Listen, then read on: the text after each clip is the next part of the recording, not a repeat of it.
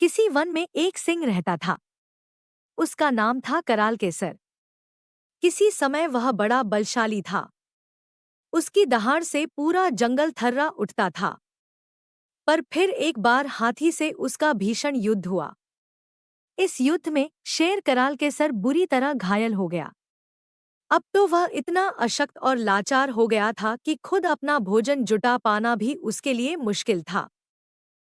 उस बूढ़े और अशक्त शेर का एक स्वामिभक्त सेवक था, सियार धूसर्क। वह उसकी बड़ी चिंता करता था और आड़े वक्त में उसकी मदद करता था। एक बार की बात, कराल केसर को बड़े जोर की भूख लगी। उसने धूसर्क से कहा कि वह जाकर उसके लिए भोजन का प्रबंध करे।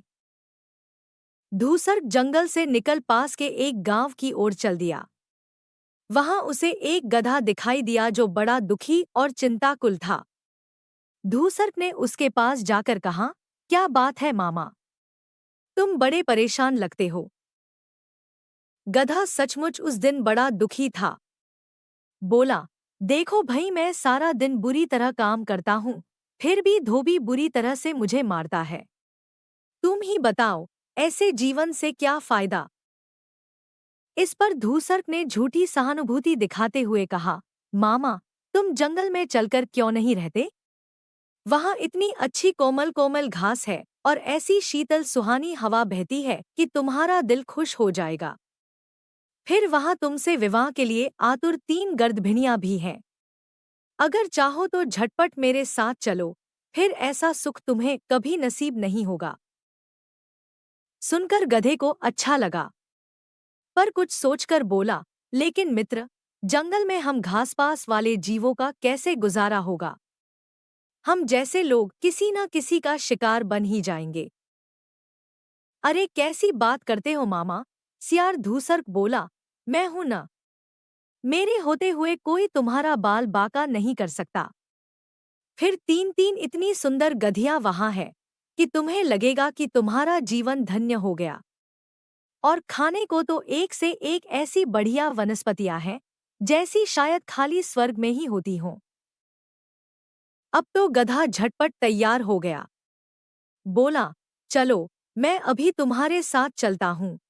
धूसर्क सियार मीठी मीठी बातों में फंसाकर आखिर गधे की उस कसल के सर शेर के पास ले आया। शेर गधे को देखते ही उसे मारने के लिए झपटा, पर इतनी देर में गधा भी चौकन्ना हो गया था। उसने तेजी से दुलत्ती मारी और भाग निकला। शेर बेचारा हाय कहकर बिलबिलाता रह गया। गधे के जाने के बाद धूसर्क सियार ने शेर से कहा, अरे, आपकी यह कैसी हालत है? आप तो सामने आए निरीह पशु का भी शिकार नहीं कर सकते, तो फिर आपके जीने का फायदा? कराल केसर लज्जित हो गया। बोला, जब तक मैं उस पर झपटने की तैयारी करता, तब तक उसने जोर की दुलत्ती मार दी। तो भला मैं क्या करता? अब झटपट जाओ और किसी पशु को लेकर आओ, क्योंकि यह गधा तो अब दोबारा आने से रहा। नहीं नहीं, मैं जाता हूँ। फिर से उसी गधे को लेकर आपके पास लेकर आता हूँ। धूसर्क सियार ने कहा। इस पर शेर को यकीन नहीं आया। बोला, क्या बात करते हो? वह गधा क्या फिर से यहाँ आ जाएगा?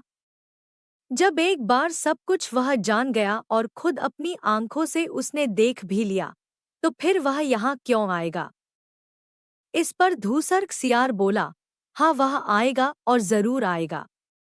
अगर थोड़ी चतुराई और बुद्धिमत्ता से काम लिया जाए तो भला क्या नहीं हो सकता। थोड़ी देर में धूसर्क सियार फिर से गधे के पास पहुंचा। उस लंबकर्ण गधे ने नाराज होकर कहा, बड़ी अच्छी जगह ले गए थे तुम मुझे, मेरी तो जान के लाले ही पड़ गए।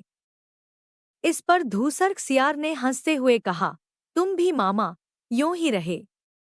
वह गधी तो तुम्हें प्यार करने के लिए आगे बढ़ी और तुम भाग निकले। क्या कहा? वह गधी थी? देखने में तो नहीं लगती थी। लंबकर्ण गधे ने अविश्वास से कहा। घूमकर सियार बोला, अरे मामा, मैंने कहा था न कि वहां जंगल में एक से एक बढ़िया वनस्पतियां हैं। इसी से तो वह गधी इतनी हृष्टपुष्ट हो गई और उसकी पीठ पर ऐसे सुंदर लहराते हुए बाल निकल आए कि तुम पहचानने में ही भूल कर गए। अरे, मैं तो कहता हूँ तुम खुद कुछ दिन उस जंगल की आबोहवा में रहोगे तो इस कदर बदल जाओगे कि खुद अपने आप को पहचान नहीं पाओगे। अब तो गधा फिर से झटपट जंगल में जाने के लिए तैयार हो गया। धूसर सियार मीठी मीठी बातों के जाल में फंसाकर दोबारा उसे शेर के पास ले आया। इस बार उस बूढ़े और अशक्त शेर करालकेसर ने कोई भूल नहीं की और एक ही झपाटे में उसका काम तमाम कर दिया। फिर सियार को उसकी रक्षा करने के लिए कहकर स्नान करने चला गया। उसके जाने के बाद धूसर सियार अपने लालच को रोक नहीं पाया। उसने झटपट उस गधे के कान और दिल खा लिया। शेर लौट कर आया तो लंबकर्ण गधे के कान और दिल को न पाकर क्रोध से भर गया। बोला, दुष्ट, तूने मेरे शिकार को जूठा कर दिया। अब मैं इसे कैसे खाऊंगा? इस पर सियार चतुराई से बात बनाते हुए बोला, महाराज, इसके कान और दिल तो था ही नहीं, वरना आप ही सोचिए एक बार धोखा खाने के बाद यह एक बार फिर आपके पास कैसे आ जाता। सुनकर करालकेसर संतुष्ट हो गया। उसने सियार को उसका हिस्सा दिया और फिर लंबकर्ण को खाने में जुट गया। जो शख्स अपनी अक्ल का इस्तेमाल नहीं करता, वह एक बार धोखा खाकर भी नहीं सीखता, फिर उसी गड्ढे में जा गिरता है। ऐसा ही तो वह मूर्ख लंबकर्ण गधा था, जिसने मूर्खता के कारण बिना बात अपनी जान गंवाई।